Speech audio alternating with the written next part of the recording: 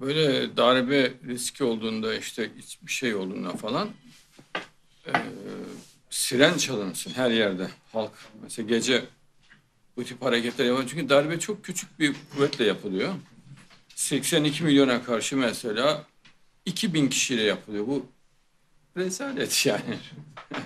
82 milyona karşı 2 milyon. Yani 82 milyonun ürkek, çekingen olduğunu iddiasıyla ortaya çıkıyor bu adamlar.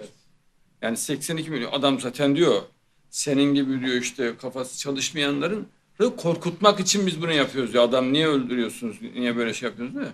Şehit ediyorsunuz diyor. Bunun için yapıyoruz diyor. Yani korkan bir topluluğu biz diyor böyle hizaya getiririz diyor.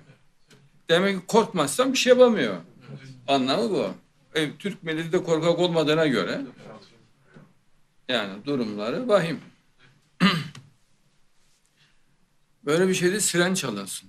Millet arabasının kornasına bassın, yer gök inlesin. Değil mi? Korna bağırdı, çağırdı yani ki bir şey oldu, fevkaladelik oldu anlaşılsın. Çünkü gece 3-4 falan bazen şey oluyor. Herkes yatıyor yine bomboş oluyor caddeler falan. Bundan sonra geceleri hiçbir şekilde boş bırakmamak lazım. Yani hiçbir vakitte boş bırakılmaması lazım. Nöbetleşe bir gece riski düşünülerek tedbir alınması lazım. Özel harekattan emekli olanları yeniden görev alınabilir. Hatta maaşları da artırılarak, değil mi? Emekli maaşı üstüne bir maaş daha olur. O aslanlar bayağı yaman olurlar. Tam teçhizat.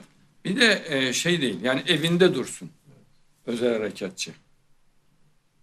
Mahallede görev alsın. Mesela emekli polis de mahallede görev alsın. Tam ağır teçhizat. Mesela 2000 mermi verilsin. Her şeyiyle yani. Otomatik silahıyla efendim gerekirse el bombası da verilebilir. O şekilde o polis teçhiz edilsin. Darbeciler yöntemlerini gösterdiler. Yani yöntemleri bu. Yani nerelerde ne yapacakları falan anlaşılmış oldu. Stilleri falan da anlaşılmış oldu. Bu bir kere buna göre tedbir alınması lazım. Bir de yeni bir yol deneyebilirler. Muhtemel yeni yollara göre de tedbir alınması lazım. Muhtemelen mesela başka türlü bir teknik kullanabilirler. Efendim, kornasız çok önemli. Hani ona muhalifler işte diyorlarmış ki F-16'ları durduracağız. Ya halkın uyanması çok önemli. Halk uyandıktan sonra ne F-16 dinler ne atom bombası dinler yani. En şiddetli silahları kullansalar bile hiç. Çünkü uyku hali ölüm hali oluyor. Yani o çok riskli.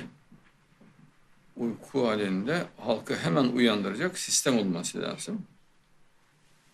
Bir de kuvvet komutanları darbeye karşı olduklarını söylesinler. Hava, kara, deniz hepsi söylesin çıkıp.